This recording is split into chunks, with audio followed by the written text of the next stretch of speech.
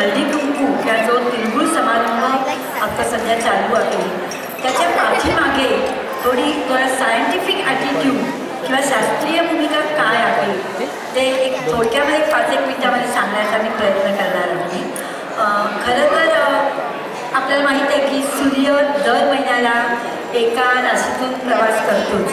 मग ही मकर संक्रांत म्हणजे मकर राशीतून जेव्हा त्याचा प्रवास सुरू होतो त्यावेळेला ह्या मकर संक्रांतीच्या दिवसाला महत्त्व का, तर मकर राशीतून सूर्य जात असताना मुख्य म्हणजे उत्तरायण सुरू होते. म्हणजे तो मार्ग बदलतो आणि उत्तरेकडे वळतो सूर्य. आणि महत्त्वाचं म्हणजे की खरं तर या दिवसापासून थोडीशी उष्णता हवेमध्ये वाढू लागते, थंडी कमी होते आणि प्रकाश वाढू लागतो. त्यामुळे दिवसाचा स्पॅन जो आहे तो मोठा होतो. खरं तर आजच्या दिवसापासून म्हणजे संक्रांतीच्या दिवसापासून 14 जानेवारीपासून. आता 13 किंवा 15 जानेवारी चालतं, त्याचं कारण थोडं वेगळं आहे, पण आपण त्या खोलात नको जाऊया, वेळ कमी आहे म्हणून. पण तो दिवस थोडा बदलू शकतो. तर हा आणि म्हणून हे जे आणि मुख्य म्हणजे हे दिवस सुगीचे असतात आपल्याकडे भारतामध्ये. खरं तर वानवळा म्हणतात त्याला, म्हणजे खूप भाजीपाला या दिवसामध्ये येतो.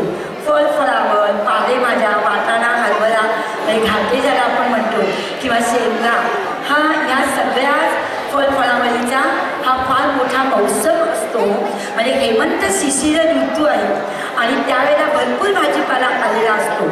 आणि तुमच्यापैकी आता बरेच जण इंडियातूनच आलेले आहेत, भारतातून इथे आलेले आहेत. त्यामुळे आपल्याकडच्या परिस्थितीची बरेच जणांना कदाचित जाणीव असेल की अशी काही मंडळी आहेत की ज्यांना खरोखरच घरी चूल पेटवता येत नाही, त्यांच्याकडे खरंच काही नसतं. अशा लोकांना हा वानवळा म्हणजे शेतामधला हा जो भाजीपाला असतो हा तुम्ही या आणि लुटून घेऊन जा. तुम्हाला हवा तेवढ्या तुम्ही त्या दिवशी न्या. म्हणजे त्याच्या पाठीमागे ही संकल्पना असते. आणि सुघड जे म्हणतात म्हणजे त्याचा खरा शब्द आहे सुघट. सुघट म्हणजे कलश, म्हणजे जे दातृत्वाचे प्रतीक आहे. दातृत्वाचे मुख्य प्रतीक ते आहे की त्याने भरभरून तुम्ही हे घेऊन जा. म्हणून ते दान म्हणतात. ते त्या भाजीपाल्याचं त्या गरिबांना केलेलं ते दान असतं. आणि अशा दृष्टीने हा सण खरा महत्त्वाचा आहे. विष्णूने या दिवशी सगळ्या असुरांचा नाश केला. खूप दिवस ती लढाई चाललेली होती, खूप दिवस तो कलह चालू होता आणि विष्णूने त्या सर्वांचा संहार केला. भगीरथाने खूप मोठी प्रतिज्ञा केली आणि गंगेला या दिवशी भरतभूमीवर आणले. आणि म्हणून या दिवसाला मकर संक्रांतीच्या या दिवसाला फार मोठं स्थान आहे, फार मोठं महत्त्व आहे. आता सायंटिफिक ॲटिट्यूड म्हणजे आपण आणि मी कोणालाही मी दोष देत नाही आहे, मी एक वास्तवता सांगते. आपण जिममध्ये जातो, पैसे भरपूर देऊन सायकलीवर बसतो, व्यायाम करतो, पण घरी आपण कणीक भिजवत नाही, आपण कपडेवरती मान करून वाळत घालत नाही, म्हणजे तो व्यायाम आपण करत नाही. तसं हे जे हळदी कुंकू आहे या करण्यामागे काही शास्त्रीय कारण आहे. ते कसं तर हळद कुंकू देण्यासाठी बायकांना बोलवतात. तर जे हळद असते त्याच्या पूर्वी मळवट भरायची, मोठा मळवट भरायचे. ती हळद शेतामध्ये जेव्हा बायका कामाला जायच्या, त्यांना फाटे आणायला जावं लागायचं, तेव्हा जखम झाली, विंचू चावला, किडा चावला, साप जरी चावला तर मळवटावरची हळद काढून ते त्या जखमेवर लावू शकत असं. मंडळी तुम्हाला माहितीच असेल कुंकूसुद्धा तितकंच औषधी आहे.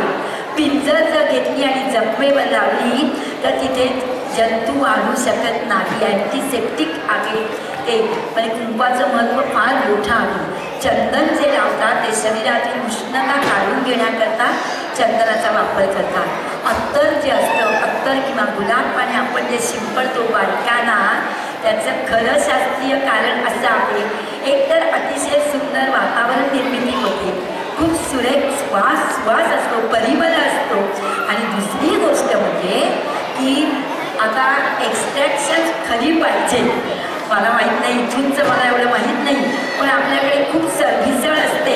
हिंगामध्ये रवा घालण्याचे दिवस आहेत हे, तर सरभिसळ केलेलं सेंट असेल तर ते सोडून द्या. पण खरं मोगऱ्यापासून, चाफ्यापासून, गुलाबापासून काढलेला जो अर्क असतो, त्याला सुवास तर असतो, पण ते अँटीसेप्टिक आहे. त्याच्यामुळे किडे वाढू शकत नाही, बॅक्टेरिया मरतात. आणि त्या दृष्टीने त्या गुलाब पाण्याचं आणि अत्तराचं महत्त्व आहे. तिळाकडे वळूया.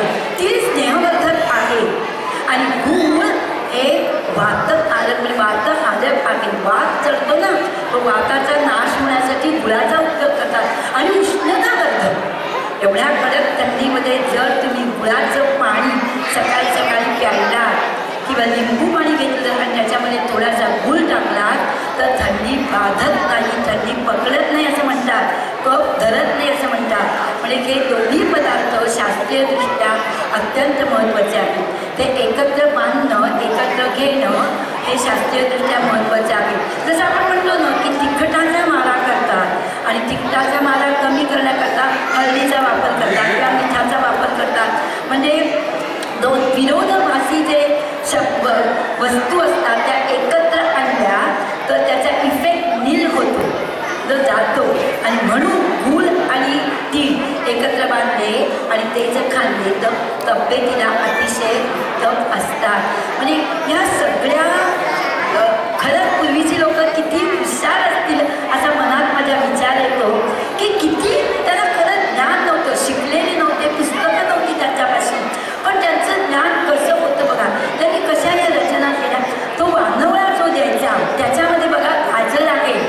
हे गाजर पूर्वी गुरांना देत असत, पूर्वी गुरांना गाजर द्यायचे, पण गाजरामध्ये मॅक्सिमम ए व्हायटॅमिन आहे, डोळ्यांकरता अतिशय उत्तम आहे, हे तर आहे. आणि गाजर हल्ली डॉक्टर मुलांना द्यायला सांगतात उंचीवर्धक पदार्थ म्हणून. त्याच्या कांड्या तुम्ही त्या थोड्या हाफ बॉईल करून द्या म्हणून डॉक्टर सांगतात. उसाचे कर्वे. पुन्हा मंडळी, तरुण मंडळी आहेत तुम्ही, कदाचित तुम्हाला थोडंसं वेगळं लागेल, पण मी पुन्हा परत तेच सांगते, साखर खायची नाही, शुगर खायची नाही, शुगरलेस शुगरलेस. अरे पूर्वी आमचे दशग्रंथी ब्राह्मण 21 लाडवांच्या फडशा पाडायचे आणि अस्खलित संस्कृत भाषेमध्ये ते उच्चारायचे, ते संबंध पठण करायचे, भरपूर खायचे, भरपूर चालायचे. एका घरापासून दुसऱ्या घराकडे जाण्यासाठी हो त्याला 10-15 मिनिटं लागत असो, ते तर भरपूर चालायचे. म्हणजे त्यांच्यापाशी साखरेचा ठेवा होता, त्याची ऊर्जा ते वापरत असो. आणि त्यामुळे याचाही वापर करणं आवश्यक आहे. साखरही खाल्ली पाहिजे. मला असं वाटतं वेळ मला बराच कमी आहे, त्यामुळे तीळ गुळ घ्या, गोड बोला, नाती जोडा, नाती जपा, स्नेह स्नेह साधा सदा, स्नेह साधा सदा. मंडळी सुखी आनंदी निरोगी जीवनाची ही गुरुकिल्ली. कलह करू नका कदा, कलह करू नका कदा. धन्यवाद.